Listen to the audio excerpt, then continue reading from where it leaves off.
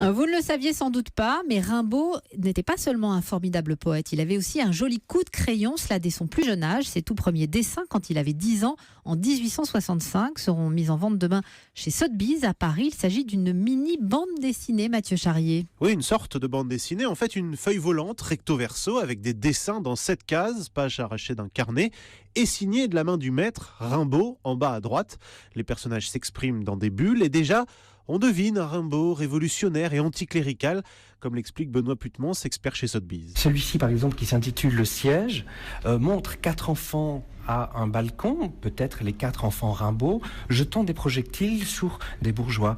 On les voit avec des chapeaux de forme et des redingotes. Puis alors un autre que j'aime beaucoup est celui-ci, un garçon, probablement Rimbaud encore, tenant un livre, probablement la Bible, devant 2 filles, assises sur des prie-dieu. Celle de gauche tient une poupée et dans la bulle on voit qu'elle dit à l'enfant curé, faut baptiser ça. C'est une trace de ce qu'il y a en gestation dans son esprit alors qu'il avait 10 ans. Et c'est toute la valeur de cette feuille de dessin, car le trait, lui, est bien sûr celui d'un enfant.